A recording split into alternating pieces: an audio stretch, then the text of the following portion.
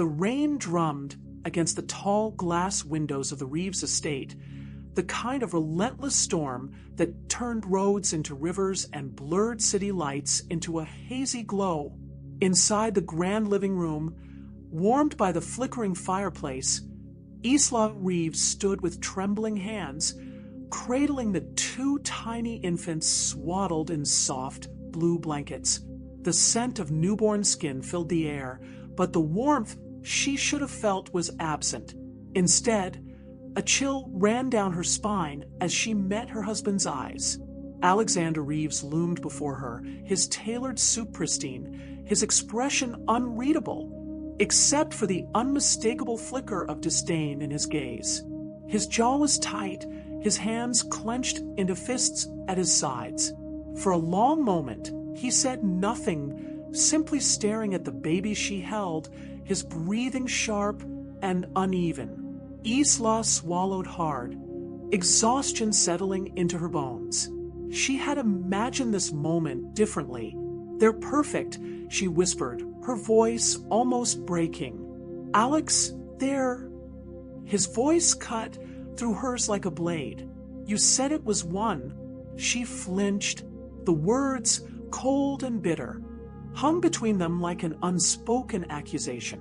Isla's heart pounded as she took a hesitant step forward, but Alexander stepped back as if the sight of her, of them, was too much to bear. "It doesn't matter," she said quickly. "Twins, one child. It doesn't change anything. They're ours. Alex."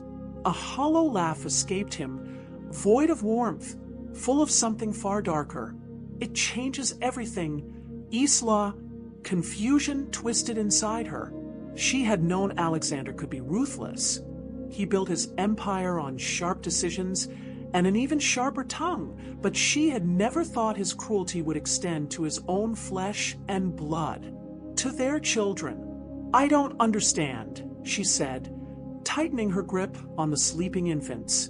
One of them stirred, letting out a tiny whimper. She instinctively rocked him, pressing a kiss to his forehead. Alexander turned away, raking a hand through his dark hair. His jaw clenched. "I told you from the beginning. I wanted an heir, a son. One, not this." He gestured sharply, eyes flicking toward the newborns with something close to disgust. Her stomach twisted. "They are your sons," she said, her voice rising in desperation. "Noah and Leo, our boys." His expression hardened. "I didn't ask for two." The word stung, slamming into her with the force of a hurricane. He wasn't just rejecting the idea of twins. He was rejecting them. The babies they had dreamed of, the life they were supposed to build together. Tears burned at the back of her eyes, but she refused to let them fall. "Not now. How can you say that?" Alexander exhaled sharply and turned toward the vast windows, watching the rain lash against the glass. "You knew what I wanted. A son to inherit my legacy. A controlled, structured life. Not chaos." His voice dropped lower, colder. "You should have told me." Isla's breath hitched. "You think I planned this? That I tricked you?" Silence. It was answer enough. Her chest constricted as she rocked the babies instinctively, shielding them from the venom in his voice. "They're not a mistake, Alex," she whispered. "They're ours." For the first time, something flickered in his eyes, an emotion she couldn't quite name. But just as quickly, it was gone. He shook his head, stepping away from her. "I can't do this," he muttered. "I won't." Isla's breath came fast and shallow. "You're their father." His lips pressed into a thin line. "Not anymore." The finality of it cracked something inside her. Before she could even process what was happening, Alexander strode past her, reaching for the phone on the marble console table. He dialed a number, his voice clipped when he spoke. "Have the staff pack up Mrs. Reeves' things." The breath left her lungs. "Alex, you can leave tonight." A tear slipped down her cheek, but she held her head high. "You're throwing us out?" He wouldn't meet her eyes. "You'll be compensated." Her grip on the babies tightened. That was what it all boiled down to, wasn't it? Money, power, control. She shook her head in disbelief, laughter escaping her in a broken, bitter sound. "One day, you'll regret this," she whispered. "One day, you'll see that money doesn't buy redemption." She turned away before he could respond, cradling her sons against her chest as she stepped toward the door. The storm outside howled, wind rattling against the glass. She didn't look back. She wouldn't give him the satisfaction. The city had a way of swallowing people whole, and for 7 years, Isla Reeves had fought against being another forgotten soul in its shadows. The night Alexander had thrown her out, she had left with nothing but her sons and the determination to survive. Now, standing behind the counter of a bustling cafe, wiping down tables as the aroma of coffee filled the air, she had become someone unrecognizable to the woman who once lived in luxury. Noah and Leo had grown into bright, spirited boys, their laughter filling the small apartment they shared. Isla worked tirelessly, balancing jobs, late-night study sessions, and moments of stolen joy with her sons. She had no time for regret, no space for bitterness, only survival. Then, one evening, everything changed. She had just finished the dinner rush when the cafe door chimed, and a cold gust of air swept through the space. Isla barely glanced up from the counter until a familiar presence sent an eerie chill down her spine. Alexander Reeves. He was as striking as ever, broad-shouldered, impeccably dressed, exuding the quiet authority that once commanded boardrooms. But something was different. His gaze wasn't filled with disdain, nor was it the detached arrogance she remembered. Instead, there was hesitation, regret. She straightened, gripping the towel in her hands. "What are you doing here?" Alexander stepped closer, his deep voice softer than she expected. "I needed to see you." She let out a bitter laugh. 7 years too late. His jaw tightened. "I know, but I need to talk to you." She studied him carefully, noting the subtle exhaustion in his features. "You lost the right to talk to me the moment you turned your back on us. I don't know what you expect." "Alexander, forgiveness." She shook her head. "I don't have that to give." He exhaled, his fingers flexing at his sides. "It's not about me. It's about them." A cold wave of protectiveness coursed through her. "You don't get to say their names. You don't get to ask about them. I know I don't deserve to. But, Isla, I found out about Leo's condition." Her breath caught. The words struck a nerve so deep it sent her pulse hammering. Leo's heart condition wasn't public knowledge.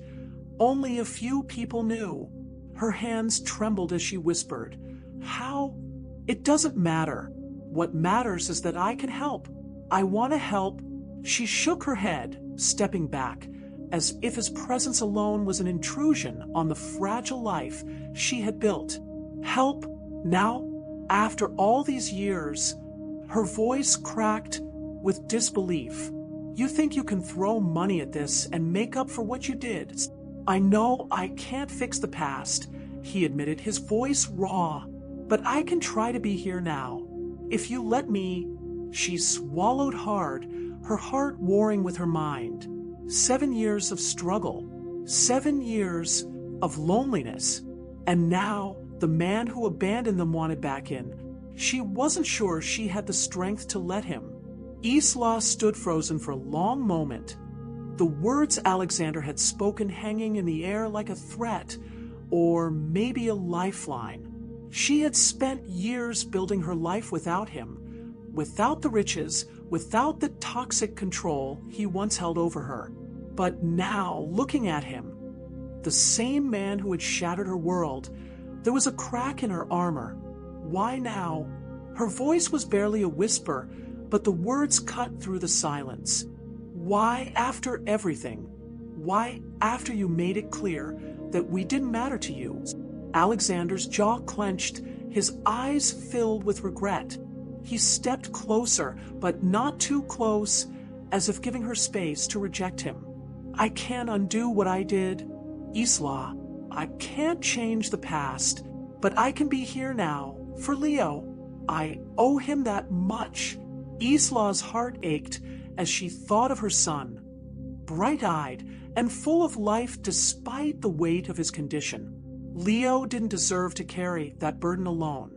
But what if Alexander's involvement brought only more complications? What if it was just a way for him to assuage his guilt without truly understanding the years of pain he had caused? I don't need your money, Isla said, her voice trembling but firm. I need trust. I need consistency. I need someone who will stay, not someone who will disappear when it's convenient. Alexander looked down, as though the words physically struck him. I know, and I'm not asking for your forgiveness.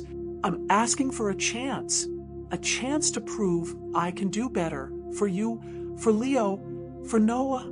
Her breath hitched at the mention of Noah. He had never asked for anything from Alexander. Noah didn't remember the man who had walked out of their lives. But Isla remembered everything. She remembered the harsh words, the cold indifference, the loneliness she had felt when she first stepped out of that mansion with her babies in tow. Isla wiped a tear from her cheek. She wasn't sure if it was for herself or for Leo. And what if I say no? What if I don't want you back in our lives? Alexander's gaze softened, but there was still a stubborn edge to him. Then I'll respect that. But I'll keep helping with Leo, whether you want me to or not. The threat was faint, but it hung in the air. She could refuse him, but was she ready to do it alone again? Could she really turn her back on the man who had once promised to love her and was now offering his help, albeit late? A silence settled between them, heavy with the weight of history and possibility. Finally, Isla spoke, her voice resolute. I don't need you to be a father to them. I need you to be a man who can stand by his word. If you can do that, then maybe we'll talk. But don't expect me to forget. Alexander nodded, the weight of the years pressing down on him. I won't make any more promises I can't keep. Isla, I've done enough of that. Isla's eyes softened just a fraction, the smallest crack in her resolve. We'll see. She turned to walk away, the noise of the cafe's bustling patrons filling the empty space between them. Alexander watched her go, his face a mask of regret and determination. But Isla wasn't looking for a knight in shining armor.